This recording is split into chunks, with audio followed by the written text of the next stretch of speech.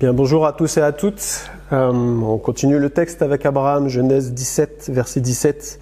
Abraham tomba sur sa face, il rit et dit en son cœur, « Naîtrait-il un fils à un homme de 100 ans ?»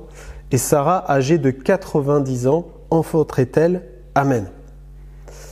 Alors, on connaît le rire de Sarah. Voilà, c'est ce qu'on sait. On sait que Sarah a ri par doute, en fait, par incrédulité. Ça l'a poussée à rire. Et elle va être reprise plus tard par Dieu. Mais en premier, Dieu va s'adresser à Abraham pour lui faire cette promesse d'avoir un enfant. Et puis, on pourrait se dire, mais en fait, Abraham fait la même chose que Sarah, en fait. Il est en train de douter. C'est quoi ce rire ? Il pose des questions à Dieu. Est-ce qu'il est en train de mettre en doute ce que Dieu veut faire ? Et en fait, il rit en disant, mais c'est pas possible, quoi.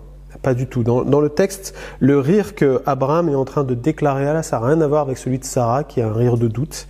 Mais là, ça va être un rire d'étonnement et de dire, mais quel Dieu je suis en train de servir. Il n'y a que Dieu pour faire un plan pareil. C'est pas qu'il doute, parce que la Bible nous dit que dans Romains chapitre 4 verset 20, il ne douta point par incrédulité au sujet de la promesse de Dieu, mais il fut fortifié par la foi, donnant gloire à Dieu. Amen. Donc on voit que la parole de Dieu nous éclaire à ce niveau-là en disant non, Abraham n'a pas douté. Il n'a pas douté de la capacité de Dieu à faire les choses. Non, il est en train de se réjouir en fait là. Le rire qu'il est en train d'esclaffer, c'est vraiment mais Dieu est tout puissant. Je ne pensais pas que Dieu allait faire un plan comme ça pour moi. Qui suis-je pour avoir un plan pareil pour ma vie, quoi ? Et en fait, il est en train de s'apercevoir que Dieu lui fait grâce, comme il te fait grâce à toi, et que tous les jours, c'est pure grâce avec Dieu, en fait, depuis que tu es passé du royaume des ténèbres au royaume de la lumière de Jésus-Christ.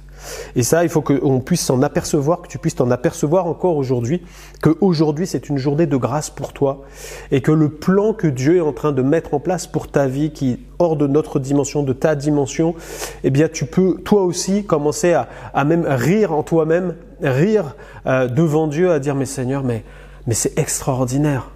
C'est un plan fou, mais un plan tellement merveilleux pour ma vie. Et en fait, c'est ça que Abraham est en train d'exprimer.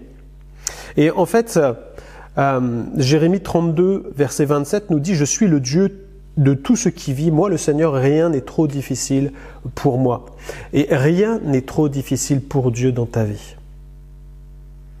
Ça peut paraître fou, mais Dieu va le faire. Et Dieu se plaît à faire des plans qui nous dépassent. Quand on regarde les Écritures, tout ce que Dieu a fait dans les Écritures, tout ce qui est miraculeux, mais c'est des plans qui sortent de l'ordinaire. Un homme ne peut pas concevoir un plan pareil. Dieu a été jusqu'à arrêter le soleil dans sa course pour que Josué ait la victoire sur les ennemis. Josué a fait cette simple prière en disant que le soleil s'arrête et Dieu a exécuté, il a fait un miracle là, qui fait qu'aujourd'hui ce miracle a été même prouvé par les scientifiques, parce qu'une fois je discutais avec un ingénieur concepteur de la NASA, et il me disait, mais tu sais David, qu'en fait quand on a lancé les premières fusées à la NASA, il y avait un décalage de plusieurs heures, parce que dans leurs calculs c'est des nombres d'heures en fait. Il y a une fenêtre où ils peuvent lancer la fusée, sinon ils sortent de la fenêtre et la fusée s'écrase. Et en fait ils avaient fait des calculs sans compter ce que la Bible disait à ce moment-là sur la rotation du soleil. Et à partir de ce moment-là, ils ont lancé des fusées, les premières fusées se sont toutes écrasées. Quand un chrétien parmi eux était à la NASA, a commencé à dire, mais vous savez que dans la Bible, Josué avait demandé que pendant plusieurs heures, le soleil s'arrête dans sa course. Est-ce que ça ne serait pas ça qui manquerait à vos calculs ? Au début, ils n'ont pas cru, mais ils ont commencé à dire, bon, on va l'intégrer, on va voir ce que ça donne. Et la première fusée qu'ils ont lancée a réussi à être sur orbite. À partir de là, les heures qui sont avec Josué sont dans tous les calculs quand on lance des fusées. Preuve que Dieu avait fait un miracle. Tout ça pour dire que Dieu conçoit des plans qui sont hors normes. Mais c'est Dieu qui les fait, et Dieu attend de toi aujourd'hui que toi tu te réjouisses d'avance et de dire Seigneur merci pour le plan que tu as établi pour ma vie qui va au-delà de mes rêves. Au-delà de mes rêves. Joseph ne pouvait même pas imaginer qu'en sortant de sa famille, un jour il serait prince en Égypte, qui serait celui qui va bénir toute sa famille qui va arriver par famine. Donc Dieu conçoit des plans, il les réalise.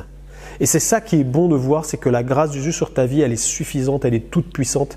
Et Dieu est en train de faire des choses extraordinaires que peut-être tu ne vois pas aujourd'hui, mais qui vont se faire. Ce rire-là, en fait, c'est un rire en fait d'adoration. Quand tu commences à rire comme ça de l'avenir, quand tu commences à, peut-être toi tu es au milieu des craintes, au milieu des situations difficiles, quand tu commences à rire devant Dieu parce que tu dis mais de toute manière, qu'est-ce qui peut m'atteindre? Si Dieu est avec moi, qui sera contre moi? Et puis que tu tournes tes regards vers Dieu et puis que ton visage est rayonnant de joie, eh bien cette joie peut se traduire même en rire qui s'exprime de ta vie. Il y a même le rire dans l'esprit qui existe. Alors, je ne ferai pas une doctrine, il ne faut pas le rechercher, mais parfois le Saint-Esprit peut te saisir et te donner tout d'un coup un moment de joie intense avec Dieu parce que ta foi va être renouvelée et puis tu prends la victoire et le pas sur l'adversaire avant même que les choses changent. Dans ton cœur, c'est déjà changé en fait et les choses vont se réaliser. La Bible nous dit que au Proverbe 31, 25, en parlant de la femme vertueuse, c'est marqué « Elle est revêtue de force et de gloire et elle se rit de l'avenir ». Même là, Dieu emploie le mot « rire », de dire elle craint tellement rien qu'en fait, elle rigole avant même que les choses arrivent, les difficultés qu'elle va rencontrer. Elle sait de toute manière, Dieu est là et il va me faire passer toutes les difficultés et je ris d'avance.